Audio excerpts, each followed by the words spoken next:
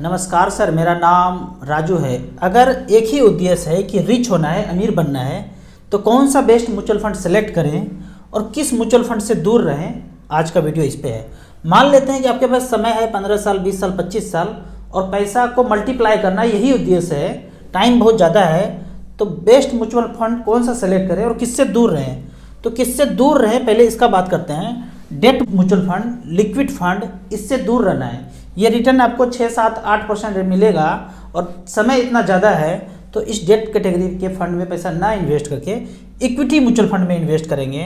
तीन ही तरह का कैटेगरी होता है, डेट, लिक्विड और इक्विटी। तो इक्विटी में भी तरह तरह का वैरायटी है, तो आपको इक्विटी में ज़्यादातर पैसा इन्वेस्ट करना है यदि समय ज़्यादा है तो। एक और कैटेगरी है NFO। इतना दुनिया भर का फंड अभी एग्जिस्टिंग है कि आपको NFO में पैसा इन्वेस्ट नहीं करना है, समझ ही नहीं आएगा कि कौन सा चीज़ है। नॉर्मली NFO आ गया तो आपको उसमें इन्वेस्ट नहीं करना है, पहले से जो एग्जिस्टिंग फंड है उसमें करना है। अब होता यह है कि NFO में ज़्यादा पॉइंट्स मिलता है बेचने वाले को, बैंक वगैरह में, तो वो पॉइंट्स के चक्कर में NFO का सेल हमेशा होता है। मैं देखता हूँ जिनको ABC म्यूचुअल फंड का कुछ नहीं पता है, और यदि एक म्यूचुअल फंड उनके पास गलती से है भी, तो कोई NFO है, कोई डेट फंड है, कोई FMP है। एक नया फंड अभी लॉन्च हुआ है, ताज़ा फंड SBI का। यहाँ पे देखते हैं क्या है ये फंड है फिक्स मैच्योरिटी प्लान। यहाँ क्या लिखा हुआ है, अंग्रेजी पढ़ते हैं। A close ended debt scheme, relatively low interest rate risk and relatively high credit risk. ज़्यादा कुछ समझ में नहीं आएगा, मतलब इंटरेस्ट रेट भी लो होगा और रिस्क भी ज़्यादा होगा। तो भाई क्या चीज़ है ये, कोई क्यों ऐसा यहाँ पे पैसा इन्वेस्ट करे कि इंटरेस्ट रेट भी लो होगा और रिस्क भी हाई होगा। इसको बोलते हैं फिक्स मैच्योरिटी प्लान। क्या बोलते हैं, यहाँ पे लिखा हुआ है फिक्स्ड मैच्योरिटी प्लान। इसका मतलब क्या है, ऐसा नहीं कि रिटर्न फिक्स है, टाइम फिक्स है। 14 फरवरी 2023 में शुरू हुआ और 14 फरवरी 2024 को खत्म हो जाएगा। इसको क्या बोलते हैं, क्लोज इंडेड स्कीम। देखिए अंग्रेजी है यहाँ पे, क्लोज इंडेड स्कीम, इसके बारे में अच्छे से बताएंगे। तो ये सब जगह पे पैसा इन्वेस्ट नहीं करना है। पॉइंट के चक्कर में कहूँ बेचूं तो ज़्यादा पॉइंट मिलेगा, NFO आया है, सब लगा होगा बेचने के लिए, पर हम बोलते हैं नहीं लगाना है। क्यों नहीं लगाना है, उसका रीज़न ये है कि आप डेट फंड में पैसा लगाएंगे तो आपको रिटर्न 5, 6, 7, 8 ही मिलेगा। और टाइम अगर ज़्यादा है, आपके पास एक ही साल टाइम है कि 1 साल के बाद सेफ पैसा लगाना है, तो लगा सकते हैं। तो उससे अच्छा बैंक FD है, वहाँ जाके लगा देंगे। अगर तो म्यूचुअल फंड में आना है तो इक्विटी में आना है, सेफेस्ट चल रहा है तो बगल के पोस्ट ऑफिस में, बगल के बैंक में ही पैसा इन्वेस्ट करना है, एकदम नज़र के सामने, जिगर के पास। पैसा बढ़ाने का बात है तभी म्यूचुअल फंड में आना है। अब यहाँ पे देखते हैं, ये ताज़ा जो फंड आया है इसको बेचने के लिए होड़ लगा होगा बैंक में। होता यह है कि एक टिकट तो कंफर्म हो गया है ब्रांच मैनेजर का, हॉलीडे घूमने जाना है सिंगापुर फ्लाइट से। एक टिकट में थोड़ा सा पॉइंट बचा हुआ है, वाइफ का भी टिकट पूरा होते रहना है, उसको पूरा करना है।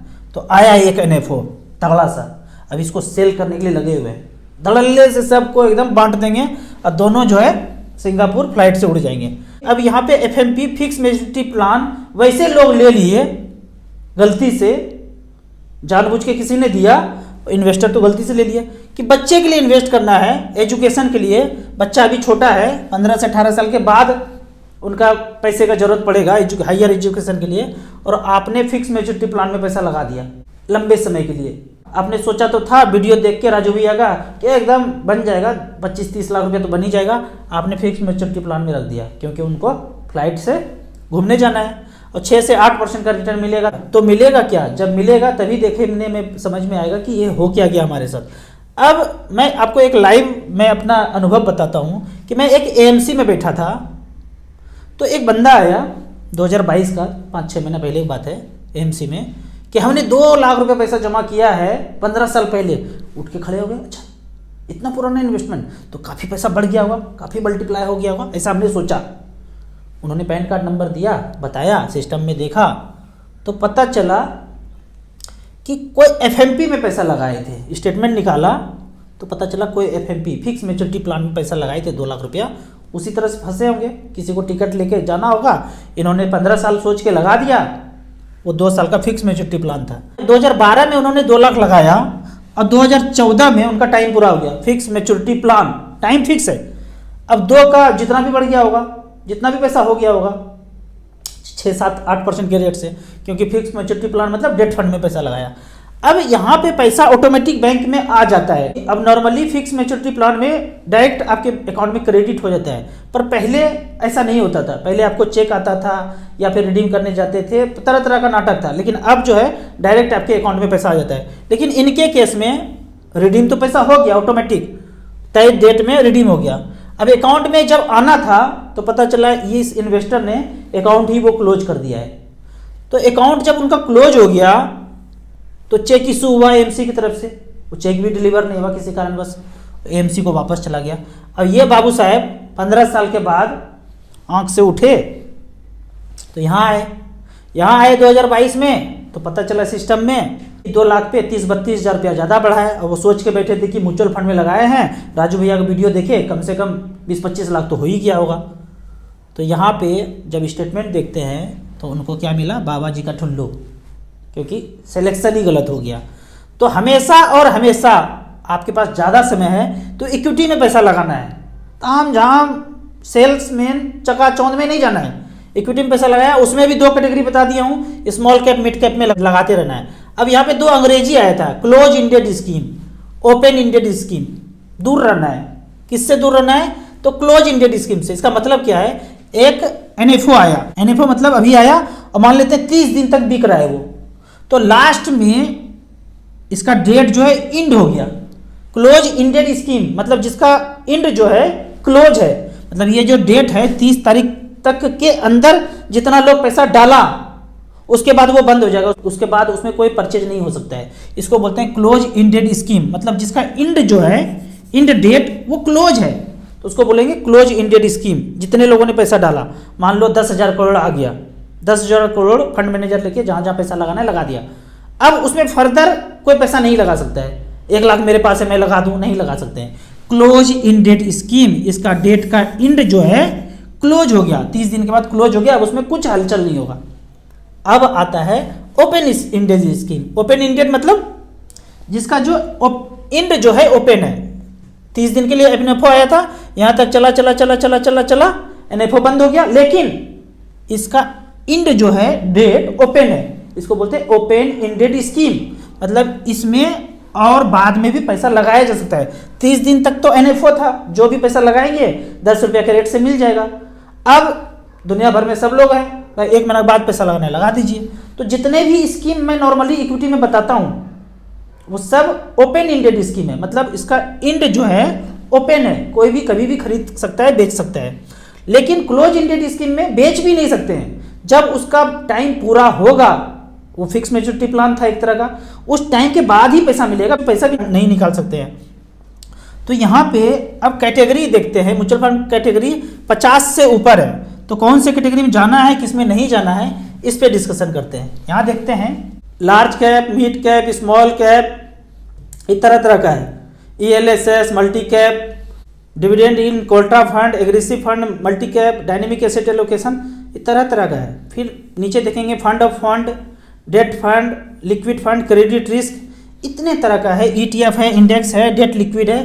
तो नॉर्मली जिनके पास ज़्यादा समय है तो कहाँ कहाँ पैसा लगाना है, मिड कैप स्मॉल कैप में मैं ज़्यादा बोलता हूँ, मिड कैप स्मॉल कैप, लेकिन आपको लार्ज कैप में भी लगा सकते हैं। ELSS टैक्स बचाने के लिए लगा सकते हैं, multi cap, flexi cap, focused, ये सब में नॉर्मली लगा सकते हैं। लेकिन नॉर्मली मैं बोलता हूँ मिड कैप स्मॉल कैप में पैसा डालिए। लेकिन यहाँ पे एक चीज़ और है कि मान लेते हैं कि आपने आज से पैसा जमा करना शुरू किया और वो एक टारगेट था, मान लीजिए 1 करोड़ रुपया अचीव हो गया, और उस पैसे से अब घर खरीदना है, 1 साल 2 साल बाद खरीदना है, तो उस पैसे को आपको स्विच करना है मान लेते हैं। तो स्विच करने के लिए आप डेट फंड में, लिक्विड फंड में उस पैसे को रख सकते हैं। डेट शॉर्ट टर्म फंड देखेंगे यहाँ पे कैटेगरी में, डेट शॉर्ट टर्म फंड, यहाँ पे देखेंगे डेट शॉर्ट टर्म फंड।